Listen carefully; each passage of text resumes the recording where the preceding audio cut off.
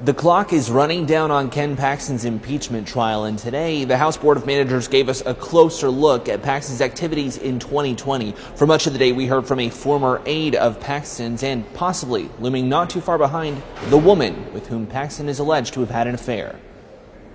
As the House prosecutors run down their time, their case grows more and more on the personal details of suspended Attorney General Ken Paxton. How many cell phones did Ken Paxton have? He had 2 primary, and he later obtained 2 more cell phones. That's Andrew Wicker, the former personal aide to Ken Paxton, who says he would spend as much as 10 hours a day, 6 days a week with Paxton. And were there occasions in which Mr. Paxton's plans were not contained on his schedule? Yes. Specifically related to Nate Paul?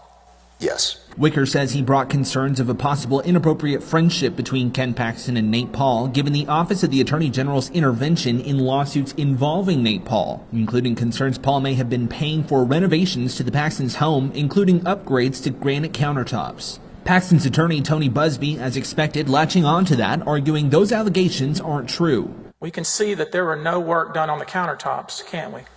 Yes, we can.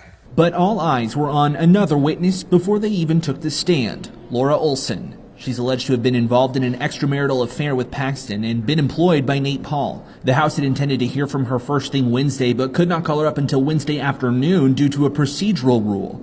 With only a limited amount of time left to present their case, Olsen's testimony could cap the case against Ken Paxton.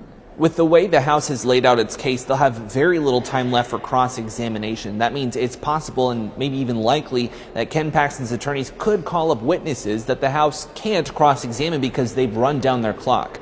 From inside the Texas State Capitol, I'm Michael Atkinson reporting.